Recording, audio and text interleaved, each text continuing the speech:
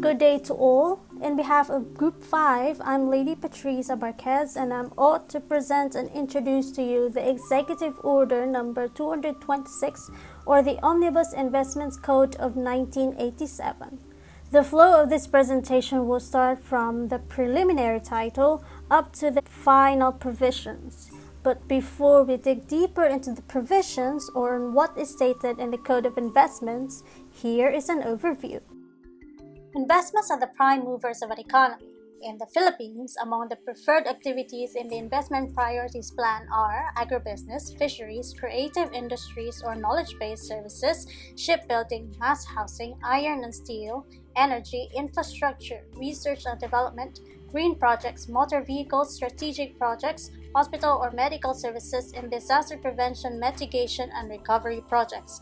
According to a study conducted by the Joint Foreign Chambers of Commerce in the Philippines between 1990 and 2011, domestic investment in the country as a percentage of GDP averaged 21%, which is not sufficient to sustain long-term growth. The main challenge for the Philippines is to build an investment climate that would improve the country's business attractiveness. The Omnibus Investment Code of 1987 and other laws amending sections of the Investment Code were then crafted to serve this purpose. On July 16, 1987, President Corazon C. Aquino signed the Executive Order number 226, known as the Omnibus Investments Code of 1987, to integrate, clarify, and harmonize laws on investment. It covers the following provisions: function and duties of the Board of Investments or BOI, investments with incentives, incentives to multinational companies, incentives of export processing zone enterprises. EO 226 originally included provisions on foreign investments. However, Book 2 or the Foreign Investments Without Incentives was repealed through Republic Act No. 7042, which was signed into law on June 13, 1991. The Philippines Board of Investments, an attached agency of the Department of Trade and Industry, is the lead government agency responsible for the promotion of investments in the Philippines. BOI is mandated by EO 266 to implement provisions such as on the investments with incentives, Foreign Investment Act, incentives to multinational companies establishing headquarters and warehouses, etc. In short, the BOI is the one-stop shop in doing business in the Philippines. Investment Priorities Plan or IPP, as stated in Article 27, is prepared by the Board after consultation with appropriate government agencies in the private sector. The following are included in the IPP listed in Article 26, specific activities and generic categories of economic activity wherein investments are to be encouraged. Specific public utilities which can qualify for incentives. Article 38 provides the following other rights and guarantees to investors and registered enterprises: repatriation of investments, remittance of earnings, foreign loans and contracts, freedom from expropriation and requisition of investment, tax and duty exemption on imported capital equipment, and tax credit on domestic capital equipment of Article 39 were amended by RA number 7369, signed on April 10, 1992 by President Corazon C. Aquino. Article 40 of EO 226 provides the pioneer incentives and incentives for necessary and major infrastructure and public utilities to registered enterprise regardless of nationality located in less developed area. Republic Act No. 7042, known as the Foreign Investment Act of 1991, repealed Articles of 44 to 56 of Book 2 of EO 226. EO 226 also stipulates provisions on the qualifications of an alien or foreigner who may be issued a special investor resident visa as stated in Article 74, while Article 45 provides the preparatory requirements of a holder of such visa. Book 6 of EO 226 provides the incentives to export processing zones as stated in the following articles: employment of foreign nationals, tax treatment of merchandise in the zone, and additional incentives such as exemptions from local taxes and licenses and real property taxes. Executive Order 226 repealed the following laws: BP 44 or the Investment Promotion Act for Less Developed Areas, which was signed into law on November 26, 1979. BP 391, or the Investment Incentive Policy Act of 1983, which was signed into law on April 28, 1983. Presidential Decree Number 218 on prescribing incentives for the establishment of regional or area headquarters of multinational companies in the Philippines, which was signed on June 16, 1973. Presidential Decree 1419 on prescribing incentives for the establishment of multinational regional warehouses by multinational companies supplying spare parts or manufactured components and raw materials to the Asia-Pacific area, which was signed on June 9, 1978. Presidential Decree Number 1623, as amended on authorizing the issuance of special investors' residence visa to aliens, which was signed on May 17, 1979. Now, investments serve as a country's fuel to make the economy grow and develop. More investments means more job opportunities and more income for the investors, the government, and the Filipino workers. The Investments Code and the laws amending it are just the among many factors affecting both Filipino and foreign investments in the country.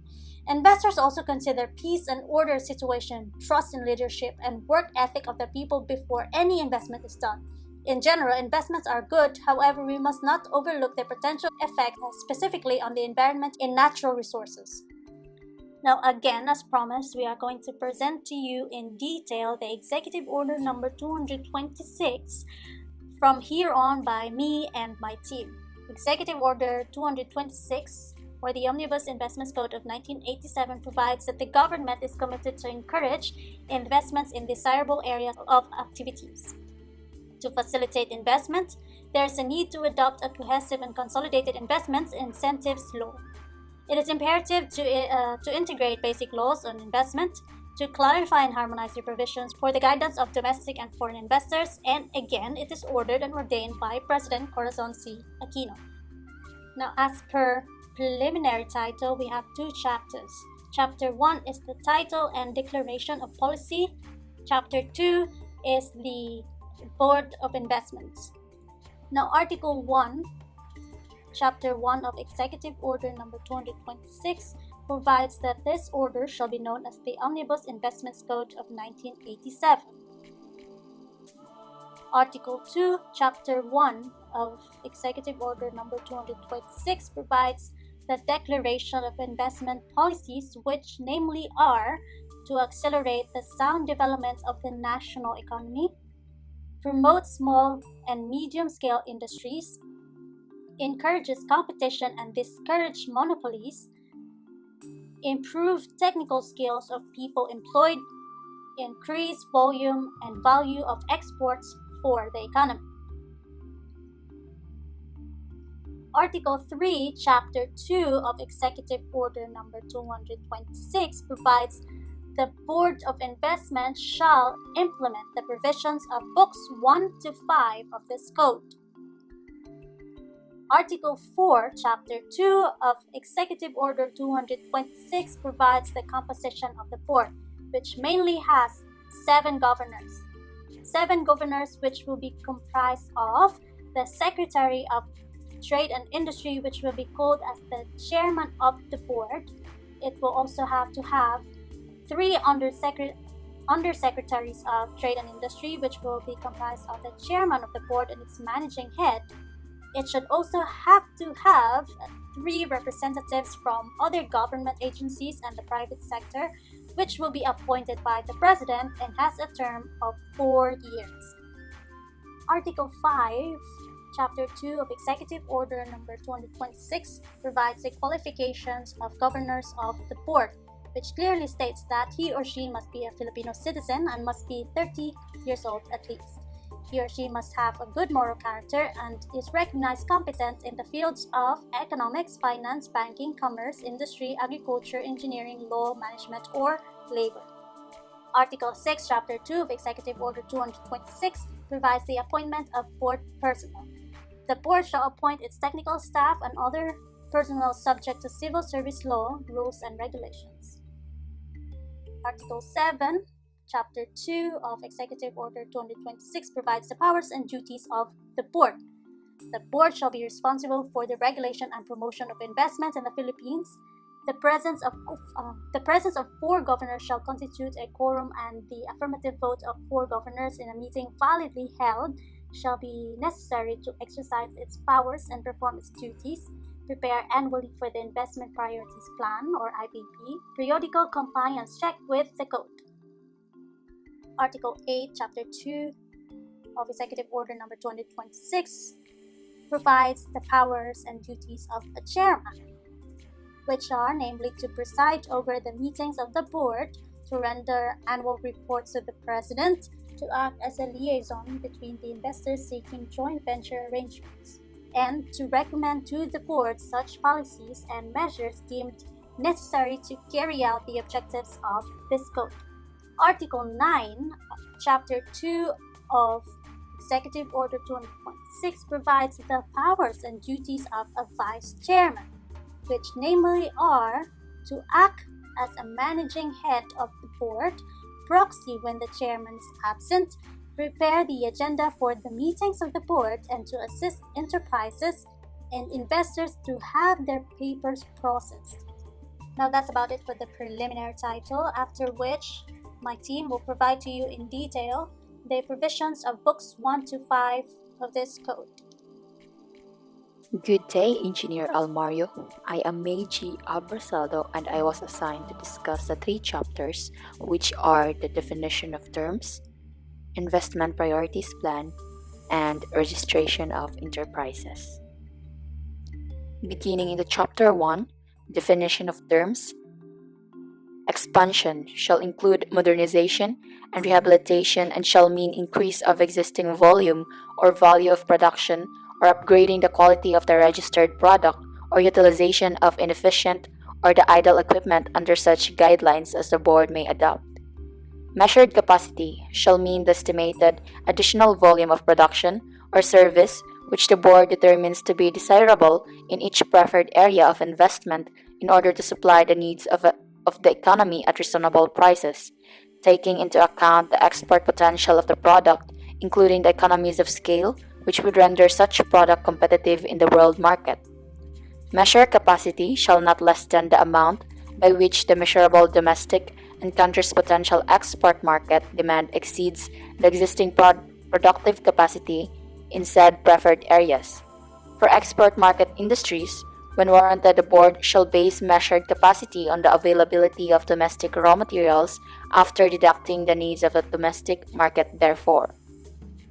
Tax credit shall mean any of the credits against taxes and duties equal to those actually paid or would have been paid to evidence which tax credit certificate shall be issued by the Secretary of Finance or his representative or the board, if so delegated by the Secretary of Finance. The tax credit certificates, including those issued by the board pursuant to laws repealed by this code but without in any way diminishing the scope of negotiability under their law of issues, are transferable under such condition as may be determined by the board after consultation with the Department of Finance. The tax credit certificate shall be used to pay taxes, duties, charges, and fees due to the national government, provided that the tax credits issued under this code shall not form part of the gross income of the grantee or transferee for income tax purposes under Section 29 of the National Internal Revenue Code and are therefore not taxable. Provided further that such tax credits shall be valid only for a period of 10 years from date of issuance.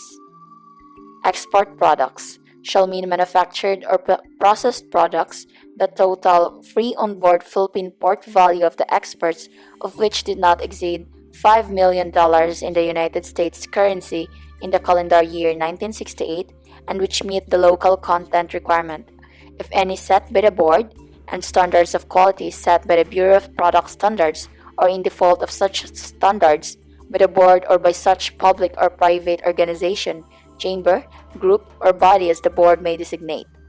The above definition notwithstanding, the investment priorities plan may include other products for export subjects to such conditions and limited incentives as may be determined by the board.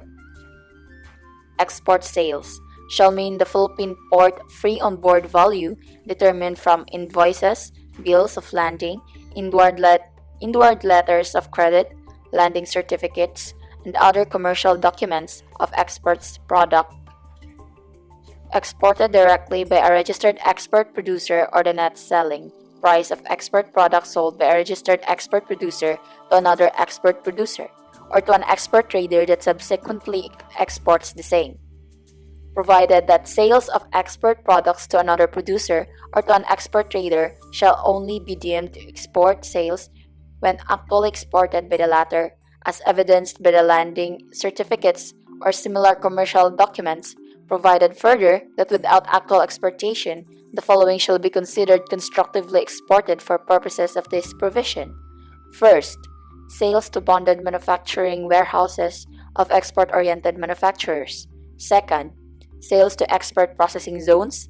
Third, sales to registered export traders operating bonded trading warehouses supplying raw materials used in the manufacture of export products under guidelines to be set by the board in consultation with the Bureau of Internal Revenue and the Bureau of Customs. Fourth, sales to foreign military bases, diplomatic missions, and other agencies and or instrumentalities granted tax immunities of locally manufactured, assembled, or repacked products, whether paid for in foreign currency or not, provided further that export sales of registered export trader may include commission income, and provided finally that exportation of goods on consignment shall not be deemed export sales until the export products consigned are in fact sold by the consignee. Sales of locally manufactured or assembled goods for household and personal use to Filipinos abroad and other non-residents of the Philippines, as well as returning overseas Filipinos under the internal export program of the government and paid for in convertible foreign currency inwardly remitted through the Philippine banking system shall also be considered export sales. Production cost shall mean the total of the cost of direct labor, raw materials, and manufacturing overhead determined in accordance with generally accepted accounting principles which are incurred in manufacturing or processing the products of a registered enterprise. Processing shall mean converting of raw materials into marketable from through physical, mechanical, chemical, electrical, biochemical, biological, or other means or by special treatment or a series of actions such as slaughtering, milling, pasteurizing, drying, or desiccating, quick freezing that results in a change in the nature or state of the products. Merely packing or packaging shall not constitute processing. Investment priorities plan shall mean the overall plan prepared by the board which includes and contains the specific activities and generic categories of economic activity wherein investments are to be encouraged and the corresponding products and commodities to be grown, processed, or manufactured pursuant thereto for the domestic off-export market. Specific public utilities which can qualify for incentives under this code and which shall be supported by studies of existing and prospective regional demands for the services of such public utilities in the light of the level and structure of income, production, trade, prices, and relevant economic and technical factors of the regions, as well as the existing facilities to produce such services. Specific activities where the potential for utilization of indigenous no petroleum-based for fuels or sources of energy can be best promoted, and such other information, analysis, data, guidelines, or criteria as the board may deem appropriate. The specific and generic activities to be included in the investment priorities plan with their status as pioneer or non-pioneer shall be determined by the board in accordance with the criteria set forth in this book. Chapter 2, Investment Priorities Plan. Article 27, Investment Priorities Plan. Not later than the end of March of every year, the Board of Investments, after consultation with the appropriate government agencies and the private sector, shall submit to the President an investment priorities plan, provided, however, that the deadline for submission may be extended by the President. Article 28, Criteria in Investment Priority Determination. The determination of preferred areas of investment to be listed in the Investment Priorities Plan shall be based on long-run comparative advantage, taking into account the value of social objectives and employing economic criteria along with market, technical, and financial analysis. The board shall take into account the following. A. Primarily, the economic soundness of the specific activity as shown by its economic external rate of return. B. The extent of contribution of an activity to a specific developmental goal. C. Other indicators or comparative advantage. D. Measured capacity as defined in Article 20. And lastly, the market and technical aspects and considerations of the activity proposed to be included.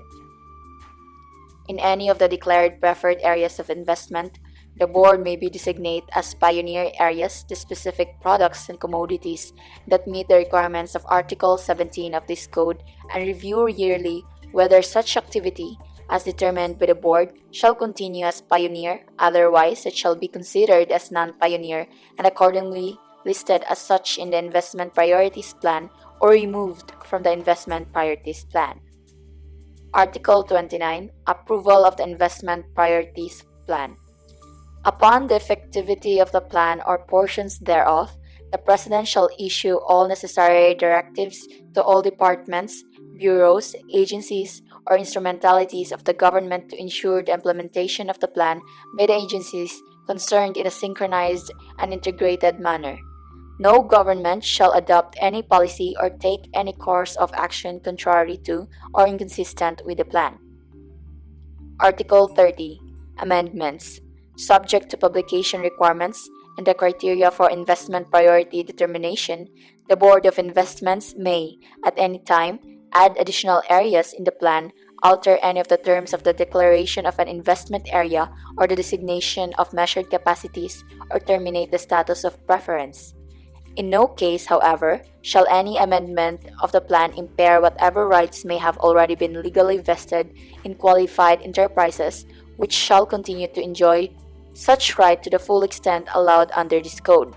The board shall not accept applications in an area of investment prior to the approval of the same as a preferred area nor after approval of its deletion as a preferred area of investment. Article 31. Publication. Upon approval of the plan, in whole or in part, or upon approval of an amendment thereof, the plan or the amendment specifying and declaring the preferred areas of investment and their corresponding measured capacity shall be published in at least one newspaper of general circulation, and all such areas shall be open for publication until publication of an amendment or deletion thereof, or until the board approves registration of enterprises which fill the measured capacity. Chapter 3. Registration of Enterprises. Article 32. Qualification of a registered enterprise.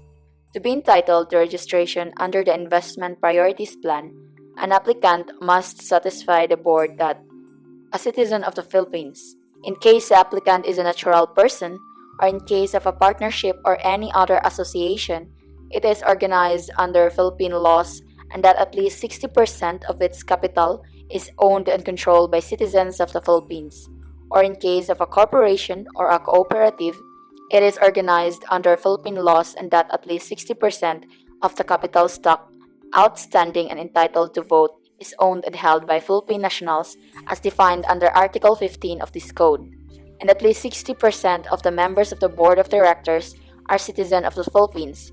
If it does not possess the required degree of ownership, as mentioned above by the Philippine nationals, the following circumstances must be satisfactorily established. A. That it proposes to engage in a pioneer project as defined in Article 17 of this code, which, considering the nature and extent of capital requirements, processes, technical skills, and relative business risks involved, is in the opinion of the board of such a nature that the available measured capacity thereof cannot be readily and adequately filled by Philippine nationals. Or if the applicant is exporting at least 70% of its total production, the export requirement herein provided may be reduced in meritorious cases under such conditions and limited incentives as the board may determine. B. That it obligates itself to attain the status of a Philippine national as defined in Article 15 within 30 years from the date of registration, or with such a longer period as the board may require, taking into account the export potential of the project. provided that a registered enterprise which exports 100% of its total production need not comply with this requirement.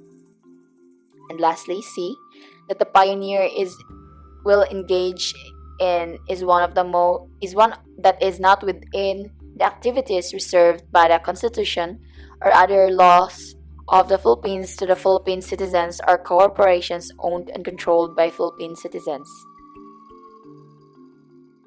The applicant is proposing to engage in a preferred project listed or authorized in the current investment priorities plan within reasonable time to be fixed by the board, or, if not so listed, at least 50% of its total production is for export, or it is an existing producer which will export part of production under such conditions and limited incentives as the board may determine, or that the enterprise is engaged or proposing to engage in the sale abroad of exporting products bought by it from one or more export producers, or the enterprise is engaged or proposing to engage in rendering technical, professional, or other services, or in exporting television and motion pictures and musical recordings made or produced in the Philippines, either directly or through a registered trader. The applicant is capable of operating on a sound and efficient basis of contributing to the national development of the preferred area in particular and of the national economy in general. And if the applicant is engaged or proposes to engage in undertakings or activities other than preferred projects, it has installed or undertakes to install an accounting system adequate to identify the investments, revenues, costs, and profits or losses of each preferred project undertaken by the enterprise separately from the aggregate investment, revenues, costs, and profits or losses of the whole enterprises, or to establish a separate corporation for each preferred project if the board should so require to facilitate proper implementation of this code. Article 33. Application. Applications shall be filed with the board, recorded in a registration board, and the date appearing therein and stamped on the application shall be considered the date of official acceptance. Whenever necessary, the board, through the People's Economic Councils, shall consult the communities affected on the acceptability of locating the registered enterprise within their community. Article 34. Approval and registration procedures. The board is authorized to adopt rules and regulations to facilitate action on applications filed with it, prescribe criteria for the evaluation of several applications filed in one preferred area, devise standard forms for the use of applicants and delegate to the regional offices of the Department of Trade and Industry or DTI the authority to receive and process applications for enterprises to be located in their respective regions. Applications filed shall be considered automatically approved if not acted upon by the board within 20 working days from official acceptance thereof. Article 35. Criteria for evaluation of application. The following criteria considered in the evaluation of applications for registration under a preferred area. A. The extent of ownership and control by Philippine citizens of the enterprises. B. The economic rates of return. C. The measured capacity, provided that estimates of measured capacities shall be regularly reviewed and updated to reflect changes in market supply and demand conditions. Provided further that measured capacity shall not result in a monopoly in any preferred area of investment, which would unduly restrict trade and fair competition, nor shall it be used to deny the entry of any enterprise in any field of endeavor or activity. D. The amount of foreign exchange earned, used, or saved in their operations. E. The extent to which labor, materials, and other resources obtained from indigenous sources are utilized. F. The extent to which technological advances are applied and adapted to local condition. And the amount of equity and degree to which the ownership of such equity is spread out and diversified, and such other criteria as the board may determine. Article 36. Appeal from board's decision. Any order or decision of the board shall be final and executory after 30 days from its promulgation. Within the said period of 30 days, Said order or decision may be appealed to the office of the President. Where an appeal has been filed, said order or decision shall be final and executory 90 days after the perfection of the appeal unless reversed. Down to the last article, which is the Article 37, Certificate of Registration.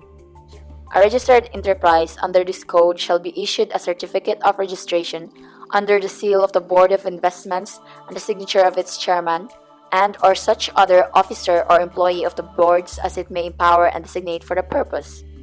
The certificate shall be in such form and style as the board may determine and shall state, among other matters: first, the name of the registered enterprise; second, the preferred area of investment in which the registered enterprise is proposing to engage; third, the nature of the activity it is undertaking or proposing to undertake, whether pioneer or non-pioneer, and the registered capacity of the enterprise; and lastly, the other terms and conditions to be observed by the registered enterprise by virtue of the registration. Good day, I am Kelly Ancheta. I will take over for the discussion of basic rights and guarantees of Book 1, which is the investment of incentives.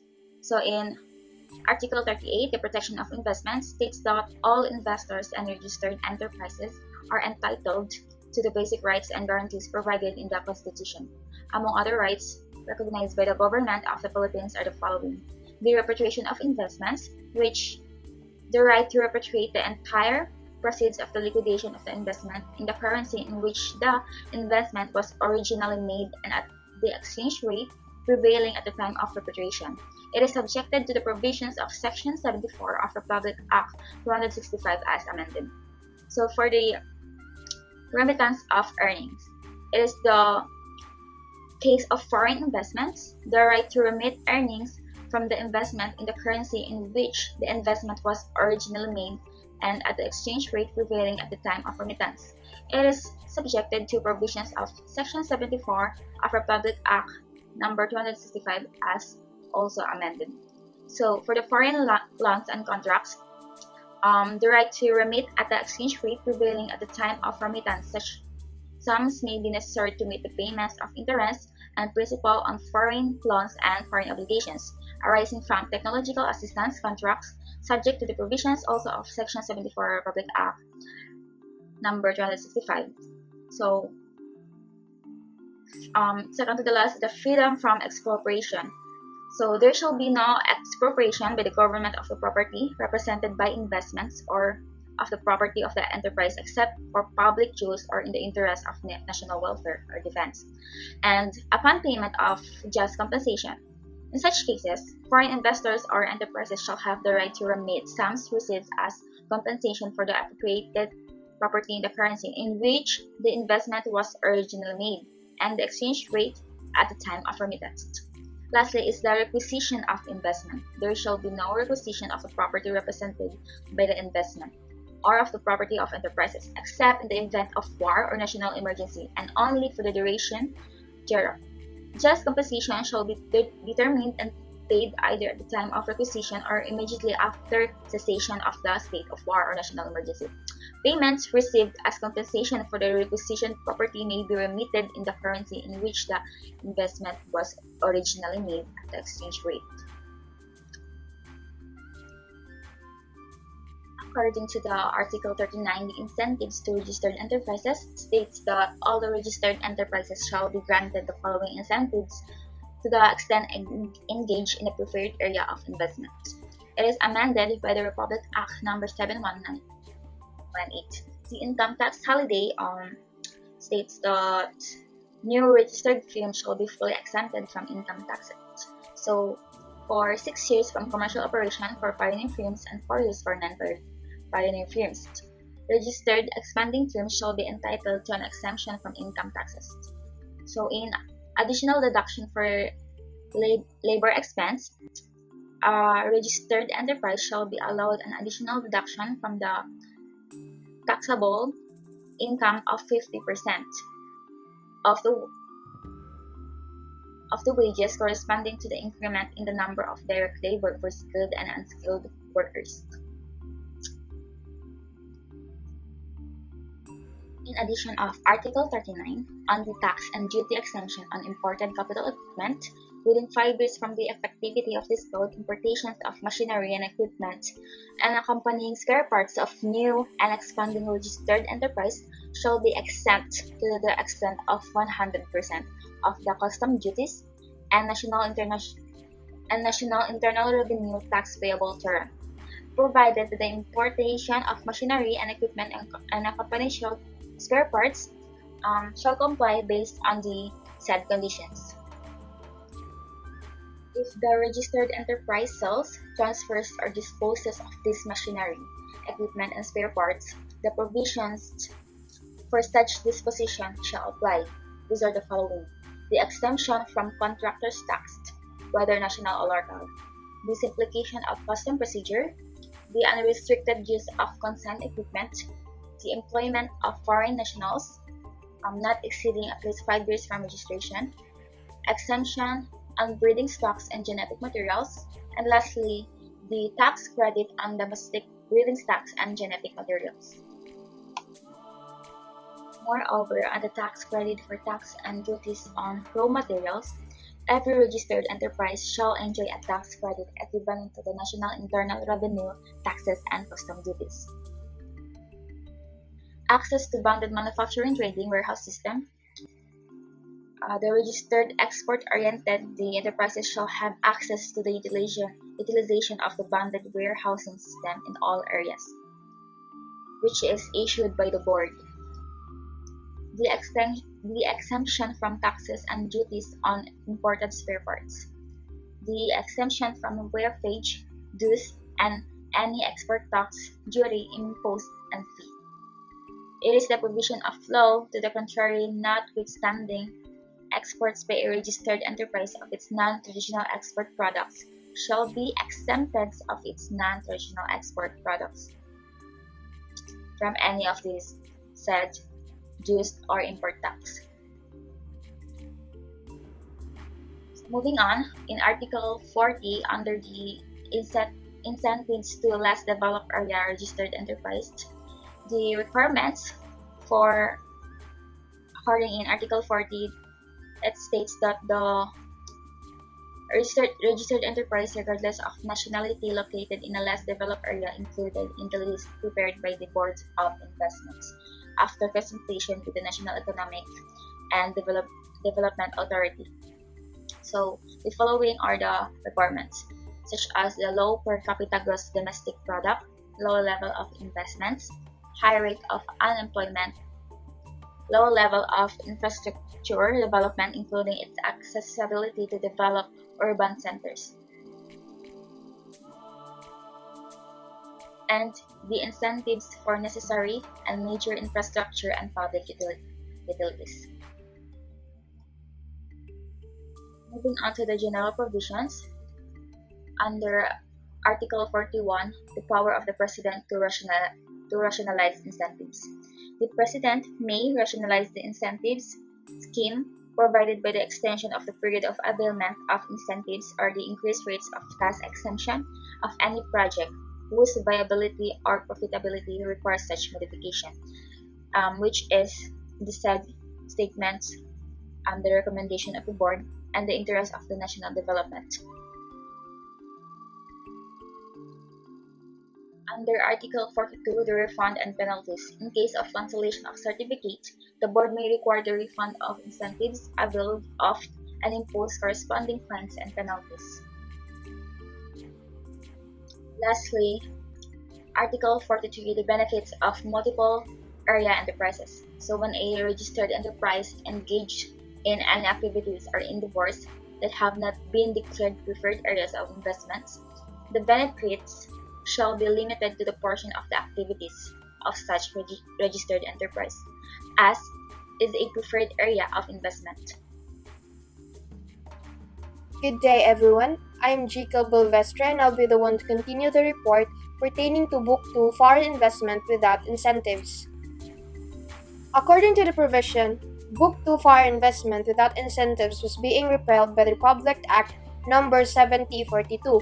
Republic Act No. 7042 is an act to promote foreign investments prescribe the procedures for registering enterprises doing business in the Philippines and for other purposes. It was known as the Foreign Investment Act of 1991.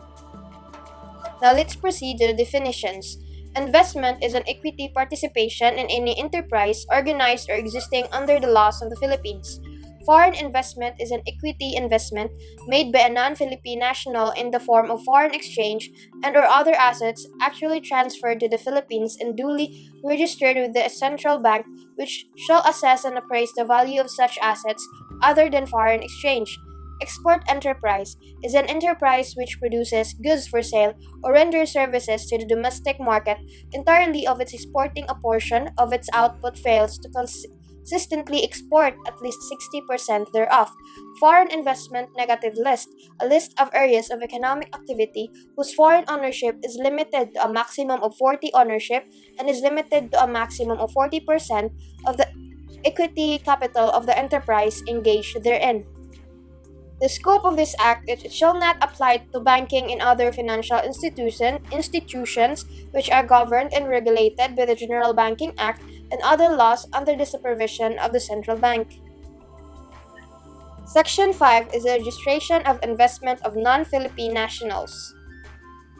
Without need of prior approval, a non-Philippine national and not otherwise disqualified by the law may, upon registration, the Securities and Exchange Commissions or with Bureau of Trade Regulation and Consumer Protection of the Department of Trade and Industry, in the case of single proprietorship of this act, or invest in a domestic enterprise up to 100% of its capital, unless participation of non-Philippine nationals in the enterprise is prohibited or limited to a smaller percentage by existing law and or limited to a smaller percentage by existing law and or under the provision of this act. Section 6 of Foreign Investments and Export Enterprises. Export enterprises which are non-Philippine nationals shall register with BOI and submit the reports that may be required to ensure continuing compliance of their export enterprise with its export requirement. BOI shall advise SEC or BTRCP, as the case may be, of any export enterprise that fails to meet the export ratio requirement. Section 7 of Foreign Investments in Domestic Market Enterprises. Non-Philippine nationals may own up to 100% of domestic market enterprises unless foreign ownership therein is prohibited or limited by existing law or the Foreign Investment Negative List under the following section. A domestic market enterprise may change its status to export enterprise if over a 3-year period is consistently exports in each year thereof 60% or more of its output. Section 8 List of investment areas reserved to Philippine nationals, a foreign investment negative list. List A shall enumerate the areas of activities reserved to Philippine nationals by mandate of the Constitution and specific laws. List B shall contain the areas of activities and enterprises pursuant to law. Amendments to List A may be made upon recommendation of the Secretary of National Defense. Small and medium-sized domestic market enterprises with paid in equity capital less than the equivalent of $500,000 are reserved to Philippine nationals. C is a negative list as established hereof shall be replaced at the end of the transitory period by the first regular negative list to the formulated and recommended by the NEDA following the process and criteria provided in Section 8 and 9 of this Act. Amendments to List B and C after promulgation and publication of the first regular foreign investment negative list at the end of the transitory period shall not be made more than once every 2 years. Section 9 is determination of areas of investment for inclusion in List C of the Foreign Investment Negative List. The industry is controlled by firms owned at least 60% by Filipinos. B is the industry capacity is ample to meet domestic demand. C. Sufficient competition exists within the industry. D. Industry products comply with Philippine standards of health and safety, or in the absence of such, with international standards and are reasonably competitive in quality with similar products and the same price range imported in the country. Quantitative restrictions are not applied on imports of directly competing products. F is the leading firms of the industry substantially comply with environmental standards, and the last is the prices of industry products are reasonable. Section 10 provides strategic industries. A. Is crucial to the accelerated industrialization of the country. B. Require massive capital investment to achieve economies of scale for efficient operations. Require highly specialized for advanced technology which necessitates technology transfer and proven production techniques in operations, characterized by strong backward and forward linkages with most industries existing in the country, and thus it generates substantial foreign exchange savings through import substitution and collateral foreign exchange earnings through export of part of the output that will result with the establishment, expansion, or development of the industry. Section 11 is the compliance with environmental standards. All industrial enterprises, regardless of nationality of ownership, shall comply with existing rules and regulations to protect and conserve the environment and meet applicable environmental standards. Section 12 is consistent government action. No agency, instrumentality, or political subdivision of the government shall take any action in conflict with or which will nullify the provision of this Act, or any certificate or authority granted hereunder. Section 13 is implementing rules and regulations. An EDA, in consultation with DOI, SEC, and other government agencies concerned, shall issue the rules and regulations to implement this Act within 120 days after its effectivity. A copy of such rules and regulations shall be furnished to Congress of the Republic of the Philippines. Section 14 is administrative sanctions. A person who violates any provision of this Act or of the terms and conditions of registration or the rules and regulation issued pursuant thereof or aids or abets on any manner, any violation shall be subjected to a fine not exceeding 100,000 pesos. Next part is the Book 3 Incentives to Multinational Companies establishes regional or area headquarters in the Philippines.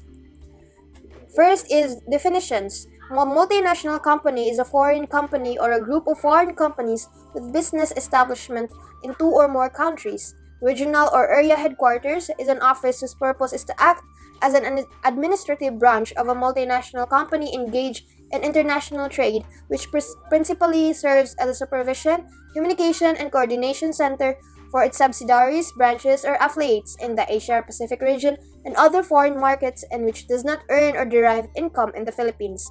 The regional operating headquarters is a foreign business entity which is allowed to derive income in the Philippines by performing qualifying services to its affiliates, subsidiaries, or branches in the Philippines, in the Asia-Pacific region, and in other foreign marketers. Article 58. Qualifications of a multinational company.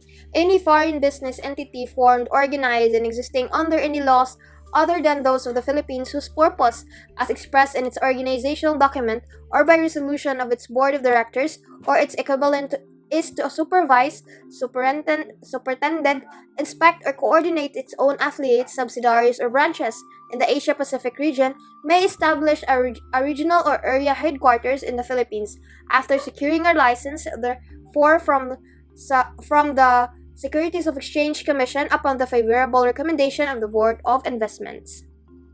The Securities and Exchange Commission shall within 30 days from the effectivity of this code issue the implementing rules and regulations. The following minimum requirements shall, however, be complied with the said foreign entity.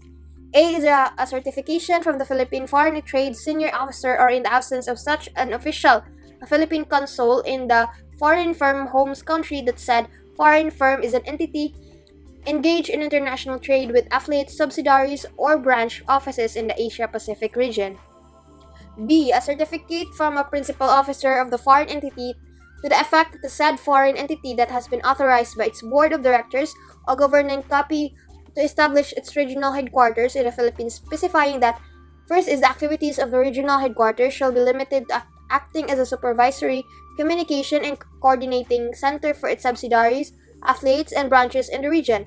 Second is the headquarters will not derive any income from the sources within the Philippines and will not participate in any manner in the management of any subsidiary or branch office. It may not be in the Philippines. The headquarters shall notify the Board of Investments and the Securities and Exchange Commission of any decision to close down suspended operations of its headquarters or terminate the service of any expatriate at least 15 days before the same is effective.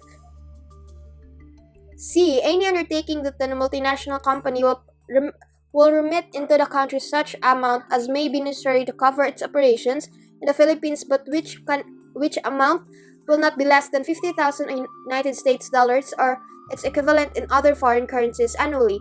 Any willful violation by the regional or area headquarters of multinational company of any of the provision of this code or its implementing rules and regulation or other terms and conditions of its registration or any provision of existing laws shall constitute sufficient cause for the cancellation of its license or registrations. Chapter 2 Incentives to Expatriates.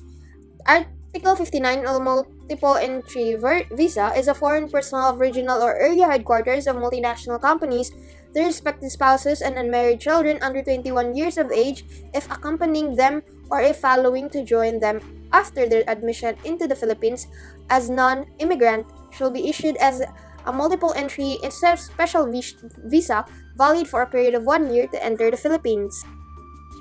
Article 60, withholding tax of 15%. Aliens employed by regional or area headquarters of multinational corporations shall be subjected for each taxable year upon their gross income received from their regional or area headquarters established in the Philippines by multinational companies as salaries, wages, annuities, compensations, remunerations, and emoluments to a tax equal to 15% of each gross income. Article 61, Tax and Duty-Free Importation. An alien executive of the regional or area headquarters of a multinational company shall enjoy tax and duty-free importation of personal and household effects as provided for under Section 105 of the Tariff and Custom Code as amended in Section 169b-4 of the Internal Revenue Code as amended. Article 62 is a travel tax exemption. Personnel of multinational companies performing technical and supervisory functions with regional headquarters at but not engaged in business in the Philippines and the dependents of such foreign personnel, if joining them during the period of their assignment in the Philippines, as certified to by the Board of Investment, shall be exempted from the payment of travel tax imposed under Section 1 of Presidential Decree No. 1183 by securing a travel tax certificate from the Philippine Tourism Authority. Last is Chapter 3, Incentives to the Regional Headquarters. Article 63, Exemption from Income Tax. Regional or area headquarters established in the Philippines by multinational corporations in which headquarters do not earn or derive income from the Philippines and which act as supervisory, communication, and coordinating center of their affiliates, subsidiaries, or branches in the Asia-Pacific region shall not be subjected to income tax. Article 64, Exemption from Contractors' Tax. The regional or area headquarters established in the Philippines by multinational corporations, including their alien executives, are exempted from the contractors' tax. Article 65, Exemption from all kinds of local license fees or dues. The regional of area or area headquarters of multinational companies shall be exempt from all kinds of local license fees, dues, imposed, or any other local taxes or burdens. Article 66, Tax and duty-free importation of training materials. Importation of motor vehicles, regional or other headquarters shall enjoy tax and duty-free importation of equipment and materials for training. Conferences which are needed for the functions of the regional or area headquarters and which are not locally available subjects to the prior approval of the Board of Investments. And the last article in Chapter 3, Article 67, Exemption from Registration Requirements. The regional or area headquarters of multinational companies shall be exempt from the provision of Book 2 of this code. So good day, my name is Matthew A.R. and for the next topic is about Book 4 of the Code of Investments, which is the incentives to multinational companies establishing regional warehouses to supply spare parts or manufactured components and raw materials to the Asia-Pacific region and other foreign markets. So let's start with Article 68 and Book 4 of the Code of Investments, which is under Article 68 are qualifications of a multinational company organized and existing under any laws other than those of the Philippines, which is engaged in international trade and supplies spare parts or manufactured components and raw materials to its distributors or markets in Asia-Pacific area and other foreign areas, which has established or will simultaneously establish a regional or area headquarters in the Philippines. So in accordance with the provisions of Book 3 of this code and the rules and regulations implementing the same may also establish regional warehouses or warehouses in the Philippines. After securing a license, therefore, from the Board of Investments, the next slides will be the following minimum requirements which will be submitted or complied with by the said foreign entity in accordance with the rules and regulations to be issued by the Board of Investments as approved in Article 7, Paragraph 2 of this code. So here are the various qualifications. So first is a certification from a foreign trade officer or in the absence of such an official, a Philippine consul in the foreign firm's home country. The said foreign firm is engaged in international trade and supplies or will supply spare parts or manufactured components and raw materials to its distributors or markets in the Asia-Pacific region.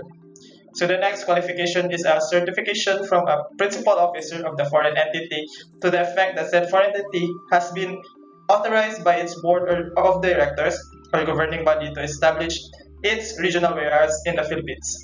So to specify the regional warehouse, so a regional warehouse shall be limited to serving as a supply depot for the storage, deposit, safekeeping of its spare parts or manufactured components and raw materials. This includes packing, covering, putting up, marking, labeling, and cutting or altering the customer's specifications, mounting or packaging into kits or marketable lots to fill up transactions and sales made up by its head officers or parent companies. As a storage warehouse of goods purchased locally by the home office of the multinational for export abroad, provided that said logically purchased goods for export may be stored in the regional warehouse only after they have been cleared for export in accordance with the laws and regulations, including those of the central bank and simplified procedures governing exports. The regional warehouse shall not directly engage in trade nor directly solicit business, promote any sales, nor enter into any contract for the sale or disposition of goods in the Philippines. So the regional warehouse will not derive any income from the source within the Philippines, and its personnel will not participate in any manner in the management of any subsidiary, affiliate, or branch office it might have in the Philippines. So the personnel of the regional headquarters shall be responsible for the operation of the regional warehouse subject to the provision of this code. So that is the specification of the regional warehouses. So next is the third qualification. The multinational company shall pay the Board of Investments and the appropriate regional collector of customs the corresponding license fees and storage fees to be determined by said offices. Fourth qualification is an application for the establishment of a regional warehouse shall be made in writing to the Board of Investments upon recommendation of the Bureau of Customs. The application shall describe the premises, the location, and capacity of the regional warehouse and the purpose for which the building is to be used. So after affirming the qualifications, the Board of Investment, in consultation with the Regional Director of Customs of the district where the warehouse will be situated, shall cause an examination of the premises to be made with reference particularly to the location, construction, and means provided for the safekeeping of its articles, and if found satisfactory, it may authorize its establishment without complying with the requirements of any government body and aim at providing speedy procedure for its establishments, subject to the following conditions. So first is that the articles to be stored in a warehouse are spare parts or manufactured components or raw materials of the multinational company operator for distribution and supplied to its Asia-Pacific markets, including packaging, covering, brands, labels, and warehouse equipment as provided in Article 69, Paragraph 8. Second condition is that the entry or importation, storage, or re-export of the goods destined for or to be stored in the regional warehouse will not involve any dollar outlay of the Philippine source. Continuing the conditions, the third condition is that the regional warehouse of such character has to be readily identifiable for re-export, and in case of local distribution, they shall be subjected to Article 69, Paragraph B and the guidelines implementing Book 4 of this code. Fourth condition is that they shall be allowed provisional entry expeditiously by means of a pro forma invoice of the parent company, identified, examined, and appraised by the regional collector of customs, and they shall be directly delivered and kept in the regional warehouses and released only in accordance with Article 69, Paragraphs A and B, and the guidelines implementing Book 4 of this code. In the absence of a regional collector of customs, where the volume of establishment of regional warehouses does not yet warrant the creation of said offices, the duties of the regional collector of customs shall be performed by the collector of customs of the district where the regional warehouse will be located. The fifth condition is that each equipment of goods which will be stored in the regional warehouse shall be covered by an affidavit of the multinational company operator, setting forth that said articles shall be exclusively used as supply for its Asia Pacific markets and stating the CNF price, which means the cost and freight price of the product. And now the last content of the Article 68, which is the last two conditions. So the sixth condition is that it shall file an ordinary warehousing bond in an amount to 100% of the certain customs duties on the articles imported without prejudice to its filing a general warehousing bond in lieu of the ordinary warehousing bond. Last condition is that the percentage of annual allowable withdrawal for domestic use shall be subject to approval of the Board of Investments, provided, however, that in no case shall such withdrawals exceed 30% of the value of goods it has bought in for any given year and the payment of the corresponding taxes and duties. And that is all for the contents of Article 68, which is the qualifications. So next is the Article 69, which is the tax treatment of imported articles in the regional warehouse. So it contains two paragraphs. So first is the tax incentives for qualified goods destined for re-exportation to the Asia Pacific and other foreign markets. And the second paragraph is the payment of applicable duties and taxes on qualified goods subject to laws and regulations covering imported merchandise if destined for the local market. So to summarize the contents of Article 69, so a regional operating headquarters shall be subjected to a 10% income tax on its taxable income instead of the regular Philippine corporate income tax rate of 32%, plus a branch profit remittance tax of 15% on its income to be remitted to the parent company. So regional headquarters and regional operating headquarters are also entitled to the following incentives. So a regional headquarters shall be exempted from value-added taxes and a sale or lease of goods and property and the rendition of services to the regional headquarters shall be subject to 0% value-added tax. So a regional operating headquarters shall, however, be subjected to the 10% value-added tax. So exemptions from all kinds of local licenses, fees, and dues imposed by local government except real property tax on land and improvements. Tax and duty-free importation of materials and equipment for training and conferences which are not locally available, and importation of new motor vehicles subject to payment of taxes and duties. So alien employees of regional headquarters and regional operating headquarters are granted the following incentives. So first, multiple entry visas for the expatriates and their spouses and unmarried children under 21 years of age, if accompanying them or following to join them after their admission into the Philippines as non-immigrants, which is valid for a period of 1 year.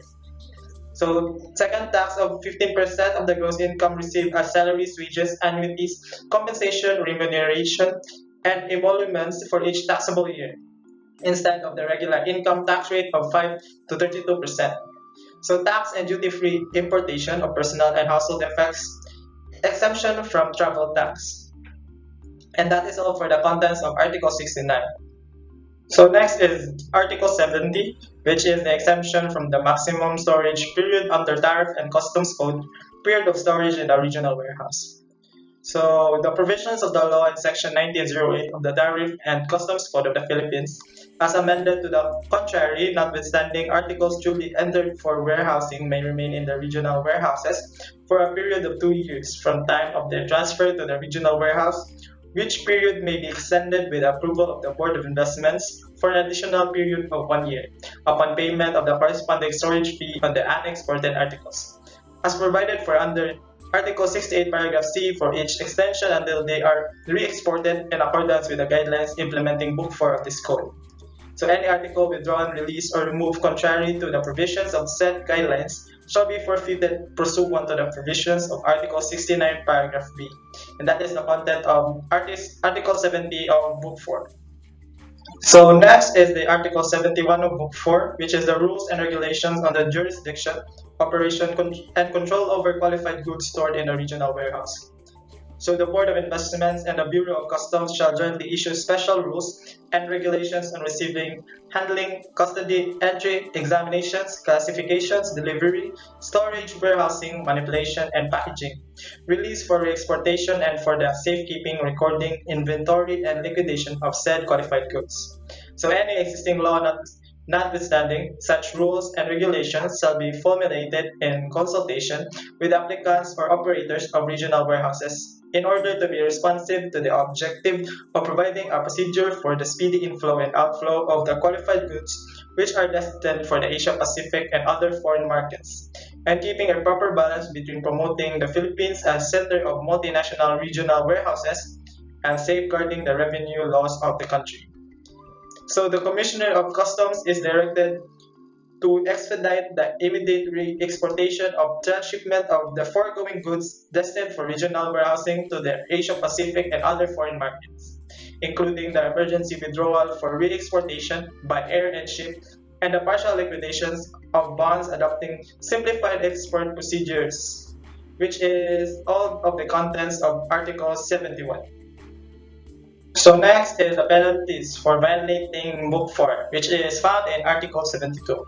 So any willful violation by the regional or area headquarters of a multinational company which has established regional warehouse or warehouses, the provision of existing laws, and the implementing guidelines of Book 4 of this code shall constitute a sufficient cause for the cancellation of its license or registration, in addition to the penalties which is provided in Article 69, paragraph B. Now is the last content of Book 4, which is Article 73, which is the regional or area headquarters of multinational companies establishing regional warehouses shall be exempted from the provisions of Book 2 of this code. So to summarize the contents of Book 4 of the Code of Investments, so first, regional or area headquarters established by the multinational corporations in the Philippines, which act as supervisory communications and coordinating centers for their affiliate subsidiaries or branches in the Asia Pacific region and other foreign markets, do not earn or derive income tax from the Philippines shall not be subjected to income tax. So a regional operating headquarters established by a multinational company in the Philippines to service its affiliates, subsidiaries, or branches in the Philippines, in the Asia Pacific region or the other foreign markets may be allowed to derive income from the Philippines in the performance of the following qualifying services. So general administration and planning, business planning and coordination, sourcing or procurement of raw materials and components, corporate finance advisory services, marketing and sales promotion, training and personnel management, logistics services, research and development services, and product development, technical and support and maintenance, data processing and communication, business development. So a regional operating headquarters shall be subjected to a 10% income tax on its taxable income instead of the regular Philippine corporate income tax rate of 32%, plus a branch profit remittance tax of 15% on its income to be remitted by the parent company. While a regional headquarters shall be exempted from value-added tax, the regional operating headquarters shall, however, be subjected to the 10% value-added tax. So they are also exempted from all kinds of local licenses, fees, and dues imposed by local government except real property tax and land improvements. Tax and duty-free importation of regional warehouses of materials and equipment for training conferences which are not locally available, and importation of motor vehicles subject to payment of taxes and duties. And they have various incentives in their foreign employees. So a multinational company which is engaged in international trade and supplies spare parts or manufactured components and raw materials to its distributors or markets in the Asia Pacific area and other foreign areas, which has established or will simultaneously establish a regional or area headquarters in the Philippines, may also establish a regional warehouse in designated economic zones in the Philippines. Imported spare parts or manufactured components, raw materials, and other items, including any packages, coverings, brands, and labels, and warehouse equipment, as may be allowed by the Board of Investments for the exclusive use of the goods stored, except those prohibited by law. brought into the regional warehouse from abroad to be kept, stored, or deposited or used and re-exported directly for distributors to its Asia Pacific and other foreign markets, including to abundant manufacturing warehouse in the Philippines and eventually exported. This shall not be subject to customs duty, internal revenue tax, export tax, nor to local taxes. Furthermore, articles duly entered for warehousing may remain in the regional warehouse for a period of 2 years from the time of their transfer to the regional warehouse, which period may be extended with approval of the Board of Investment for an additional period of 1 year upon payment of the corresponding storage fee and unexported articles. And that is all for the Book 4 of the Code of Investments. Good day, everyone. This is Musin Judil, and on my part, I was tasked to report Book 5 until the final provisions of Executive Order Number 226, which is also known as the Omnibus Investments Code of 1987. So these are the discussion points on my report. So again, I will be discussing Book 5, which revolves on the Special Investors Resident Visa. Under this is Article 74 and 75, which discusses the qualifications and reportorial requirements for those requesting for Special Investors Resident Visa. Book 6 revolves on the incentives of export processing zone enterprises. So under this is Article 76 to 78. So employment of foreign nationals, tax treatment of merchandise in the zone, and additional incentives is discussed under this book. So lastly, we have final provisions, which discusses Article 79 to 86, and under this are interpretation, vested rights, confidentiality of applications, judicial relief, effectivity of the implementing rules and regulations, separability clause, repealing clause, and the effectivity. Now let us start with Book 5, which is again the Special Investors Resident Visa. Under Book 5 is Article 74, which discusses the qualifications. So any alien who possesses the following qualifications may be issued a Special Investors Resident Visa. And just a disclaimer, when we say alien, this doesn't mean those extraterrestrial being from other planets. So alien means any entity that is foreign from the exclusive economic zone. So first requirement is that he had not been convicted of crime involving moral turpitude. So moral turpitude are those crimes that are against moral standards such as dishonesty, stealing, murder, or such. Second is that he must not be afflicted of any loathsome, dangerous, or contagious disease. Third, he has not been institutionalized for any mental disorder or disability. And lastly, he is very willing and able to invest the amount of at least $75,000 in the Philippines, provided that the foreign invested amount shall be lowered to $50 for aliens having availing of Executive Number 63 and Executive Number 1037, subject to the conditions imposed by the said legislations. Also provided further that this is for the purposes of compliance with this particular condition. The alien applicant should prove that he has remitted such amount in acceptable foreign currency to the Philippines. Next, we have Article 75, which discusses the reportorial requirements. So, for those holders of the Special Investors Resident Visa, which is an alien entitled to reside in the Philippines while his investment still subsists, he should submit any annual report in the form fully prescribed for this purpose. This is to prove that he has maintained his investments in the country, and should the said alien withdraw his investments from the Philippines, then the Special Investors Resident Visa will automatically expire along with his withdrawal of investments. Now let's proceed to Book 6, which revolves on the incentive of exports processing zone enterprises. So next we have Article 76, which discusses the employment of foreign nationals. So under this law provides provisions to those referred to as aliens. So those called as authority may be able to authorize any alien or an association, partnership, corporation, or any other form of business organized form to do business or engage in an industry inside the export processing zone of the Philippines.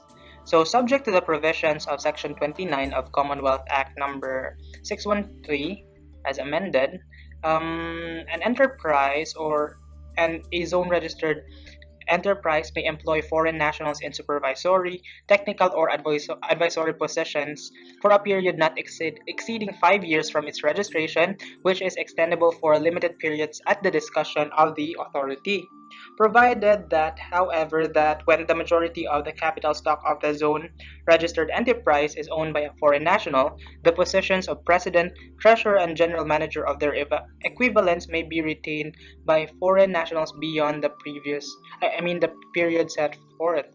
So, foreign nationals which are employed within the purview of this book, they shall be permitted to enter and reside in the Philippines during the period of employment of these foreign nationals, and they shall be issued a multiple visa which is valid for a period of 3 years to enter and leave the Philippines without further documentary requirements other than a valid passport or any other travel documents in the nature of passports. So the validity of multiple entry special visa shall be extendable yearly. And for foreign nationals who have been issued multiple entry special visas under this provision, as well as their respective spouses and dependents, they shall be exempted from obtaining alien certificates and all types of clearances required by any government, department, or agency. For this purpose, the Commission on Immigration and Deportation and the authority shall jointly issue the necessary implementing rules and regulations. So, next, we have Article 77, which discusses the tax treatment of merchandise in the zone. So, except as otherwise provided in this code, foreign and domestic merchandise, which includes raw materials, supplies, articles, equipments, machinery, spare parts, and wares of every description, well, except those prohibited by law, which will be brought into the zone to be sold, stored, broken up, repacked, assembled, installed, sorted, cleaned, graded, or otherwise processed, manipulated, manufactured, mixed with foreign or domestic merchandise, whether directly or indirectly related in such activity, they shall not be subject to customs and internal revenue laws and regulations, nor to local tax ordinances.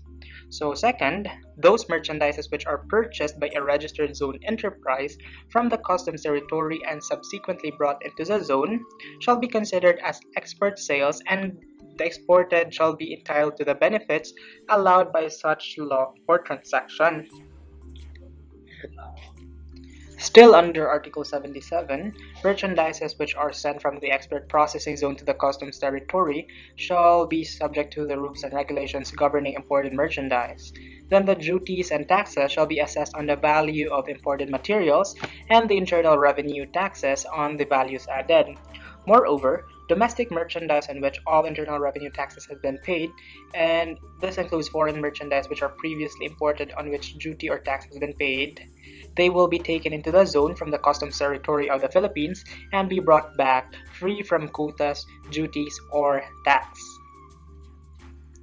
Subject to such regulations respecting identity and safeguarding of the revenue as the authority may deem necessary, when the identity of an article entered into the export processing zone under the immediately preceding paragraph has been lost, this article, when removed from the zone and taken back into the customs territory, shall be treated as foreign merchandise entering the country for the first time.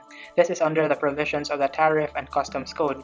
Moreover, articles that are produced or manufactured in the zone and exported shall on subsequent importation into the customs territory, they will be subject to the import laws applicable to like articles manufactured in foreign countries. Lastly, unless the contrary is shown, merchandise taken out of the zone shall be considered for tax purposes to have been sent to the customs territory. Next, we have Article 78, which discusses the additional incentives.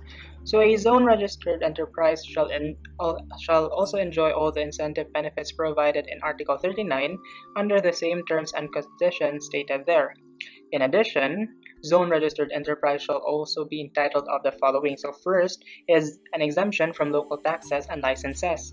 Notwithstanding the provisions of law to the contrary, zone-registered enterprises shall, to the extent of their construction, operation, or production inside the zone, they will be exempted from the payment of any and all local imposed fees, licenses, or taxes, except for the real estate taxes, which will be collected by responsible bodies for the collection, such as province, city, municipality, which are under the provisions of the Real Property Tax Code, provided that machineries that are owned by zone registered enterprises, which are installed and operated inside the zone, which are used for manufacturing, processing, or for industrial purposes, shall not be subjected to the payment of real estate taxes for the first 3 years of operation of such machineries.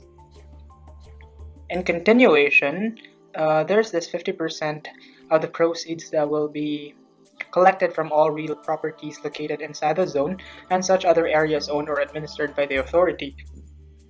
They shall be remitted to the authority by the province, city, municipality, or anyone responsible for the collection of such taxes under the provisions of the Real Property Tax Code.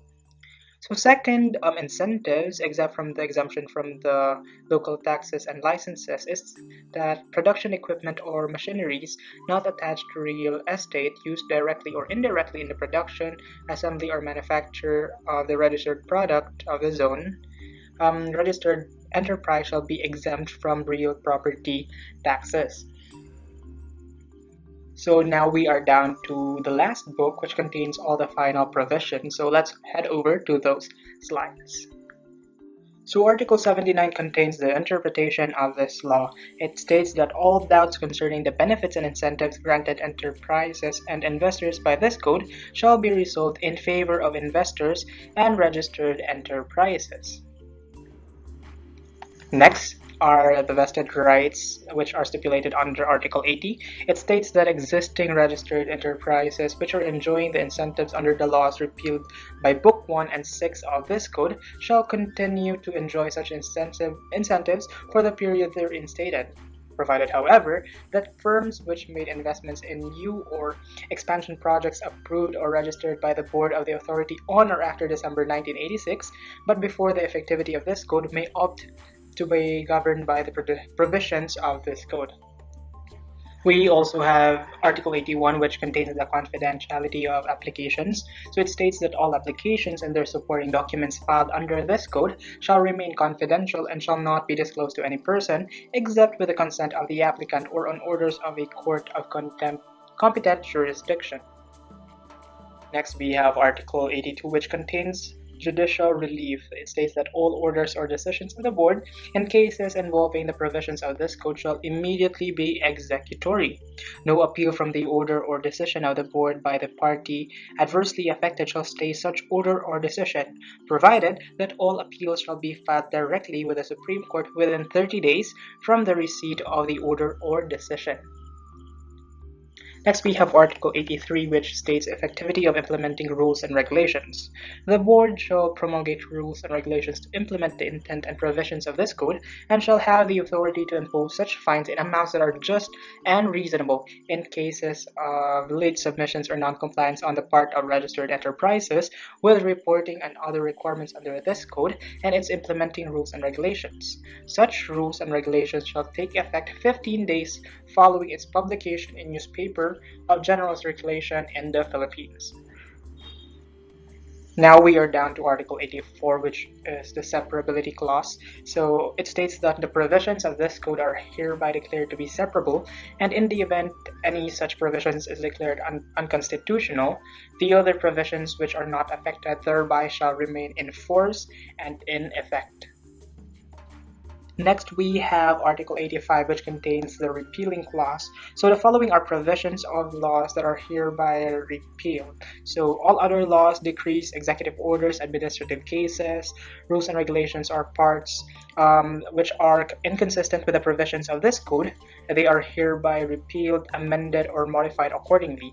So the following provisions or laws are hereby repealed. This includes Batas Pambansa 44, Batas Pambansa 391, which was published in 1983, Presidential Decree 218, Presidential Decree 1419, Presidential 1623, which was amended, Presidential Decree number 1789 of 1981. We also have Presidential Decree 2032, Executive Order 815, and Executive Order 1945, which was published on 1985. Lastly, we have Article 86, which contains the effectivity. So it was stated that this code shall take effect immediately upon approval done in the city of Manila this 16th day of July in the year of the Lord 1987. So it's 1987. So this is all for my report. And there you have it. That's Executive Order 226, or the Omnibus Investments Code of 1987. Have a great day, and I hope you have understand the report. Thank you.